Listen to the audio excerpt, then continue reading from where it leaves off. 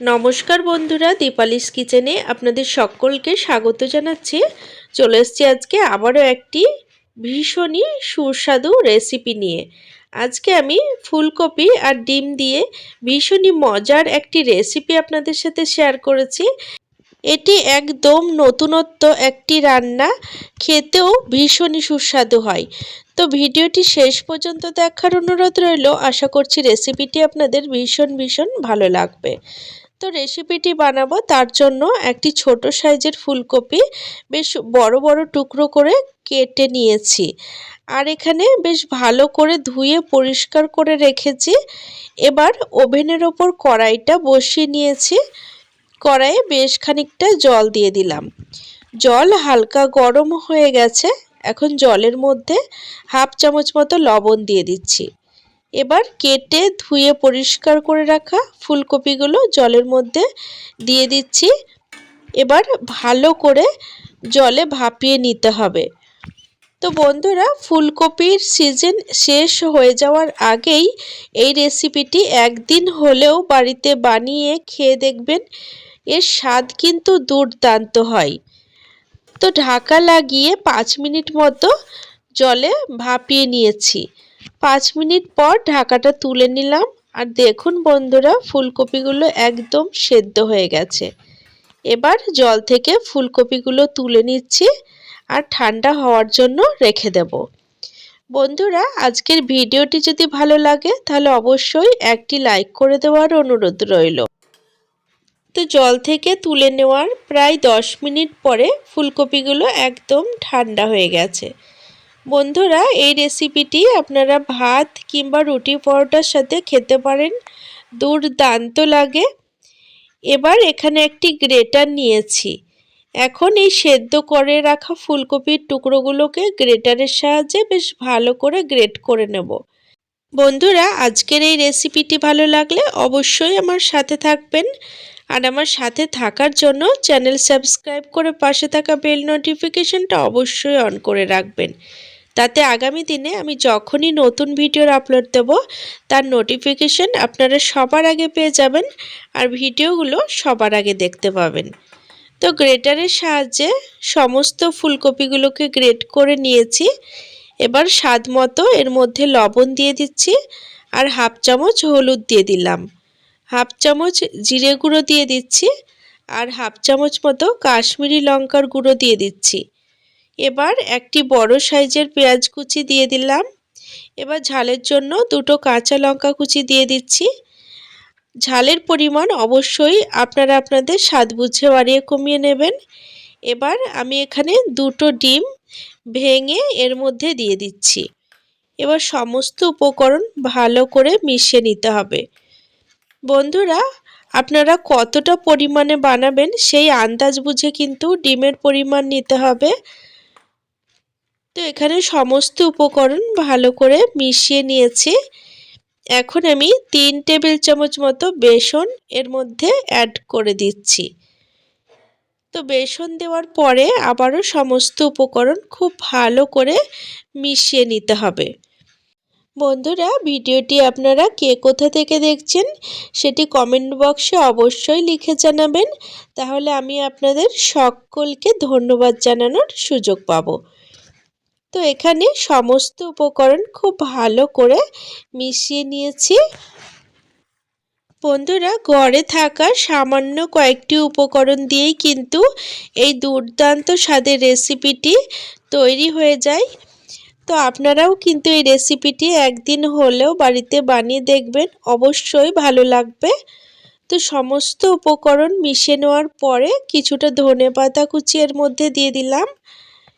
এখন সমস্ত উপকরণ আবারও ভালো করে মিশিয়ে নিয়েছি।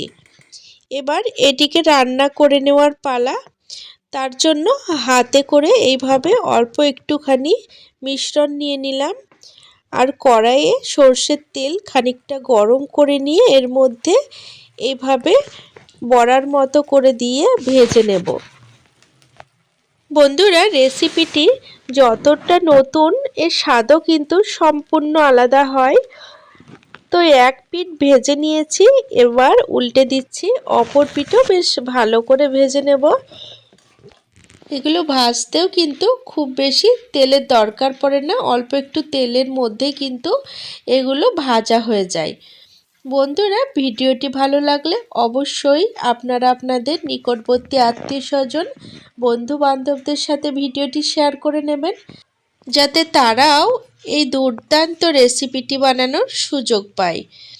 তো এখানে সমস্ত বড়াগুলো ভেজে নিয়েছি, এবার এগুলো তেল থেকে তুলে নিচ্ছি। এবার বাকি যে মিশ্রণ রয়ে গেছে সেই মিশ্রণগুলো থেকেও এইভাবে ছোট ছোট বড়ার আকারে করে ভেজে নেব। বন্ধুরা, বাড়িতে যদি মাছ মাংস না থাকে সেক্ষেত্রে দুটো ডিম কিংবা একটা ডিম আর ফুলকপি দিয়ে এই অসাধারণ রেসিপিটি বানিয়ে নিতে পারেন।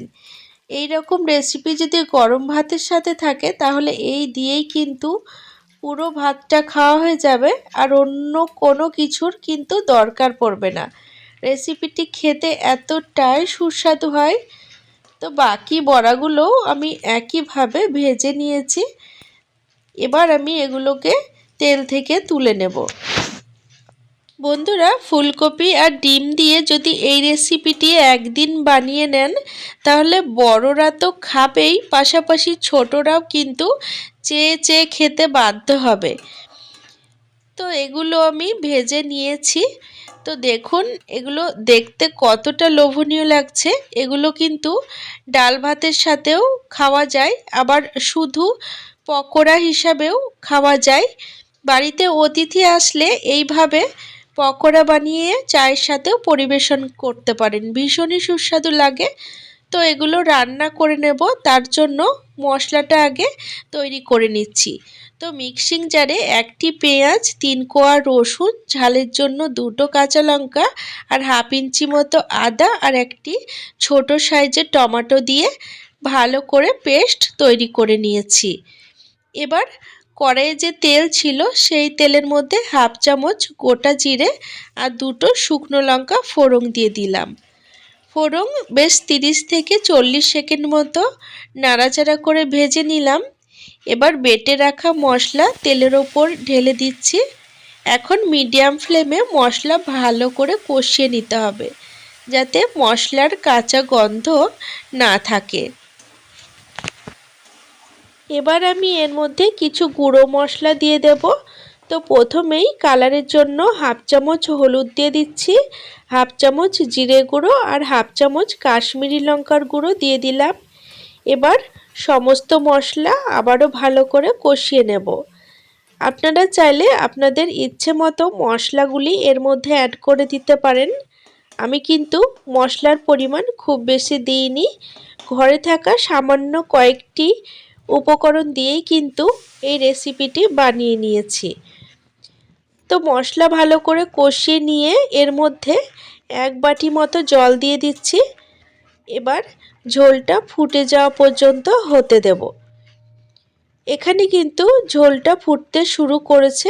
এখন আমি এর মধ্যে স্বাদ মতো লবণ দিয়ে দেব, কারণ লবণ আমি আগে দিইনি, তবে বড়ার মধ্যে লবণ দিয়েছিলাম, সেই আন্দাজ বুঝে লবণটা দিয়ে দিচ্ছি। তো ঝোল দেখতে পাচ্ছেন খুব ভালো মতো ফুটতে শুরু করেছে। এবার ভেজে রাখা ফুলকপি আর ডিমের বড়াগুলো এর মধ্যে ঢেলে দিচ্ছি। বন্ধুরা, আমি কিন্তু এই রেসিপিটি বানানোর জন্য এর মধ্যে আলু দিইনি। আপনারা কিন্তু চাইলে এর মধ্যে আলু দিতে পারেন, খেতে কিন্তু আরও ভালো লাগবে। তো দেখতে পাচ্ছেন কিছুক্ষণ রান্না করার পরে ঝোলটা অনেকটা কম হয়ে এসেছে। এখন আমি এর মধ্যে ওপর থেকে গরম মশলা গুঁড়ো ছড়িয়ে দিচ্ছি। আর কিন্তু ঝোল কম করব না, এইভাবেই গ্রেভি গ্রেভি থাকা অবস্থাতেই একটিকে নামিয়ে নেব।